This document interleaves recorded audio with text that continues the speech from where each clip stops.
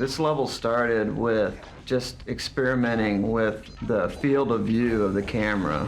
It's a lot more extreme and more kind of fish-eyed lens than any other level in the game. And once that was in, it was like, well, this is very much like Vertigo, you get this feeling of vertigo from being high and seeing the ground below you. So that's when I tried to make the design be like this, the sides of a building or a skyscraper as they're going up. So yeah, and we ended up motivate that. Yeah, we ended up doing it on the inside, kind of the hotel, sort of in a kind of an atrium or a courtyard in theory. We invented these bouncers. This was actually the first place in the game that we had used, in this case an awning, but anything that would bounce sly upwards, and really started to tune and play with that gameplay about how high should they each bounce and what's the right amount to give the player control while he's in the air.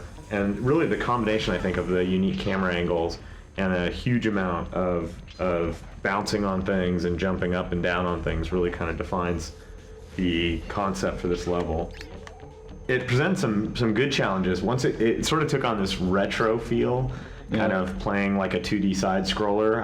Our producers at Sony even, kind of took us to task once or twice about how retro that felt.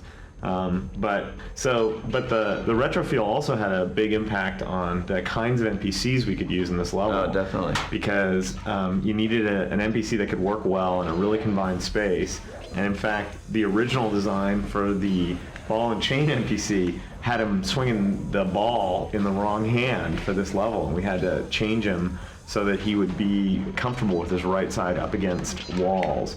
From a secondary standpoint, I thought that the introduction of the air conditioners was a good idea because it was this sort of skill element that required you to pay attention and right. It was one of the few really leftover in terms of mechanics from some early designs for the game, where there are these things called break falls, where you would, it was like the air conditioners where each one you hit, it would fall away. So it was very much the environment's kind of getting destroyed and your choices are getting limited as you're going. So you have to do it, pretty much do it right the first time. Yeah, the stealth sections, these were some of the earlier sections to use the duck and to use cameras fairly heavily. I thought pretty successfully in this case. You get some different looks that you see elsewhere in the game. And the last section in the bedrooms, sort of the bouncers go up through the ceilings, which was kind of a fun change. Gave us some real sense of three-dimensionality as you kind of pass through the floors. That was a fun change.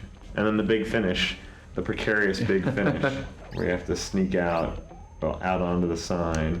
I don't know, all in all, a pretty successful level.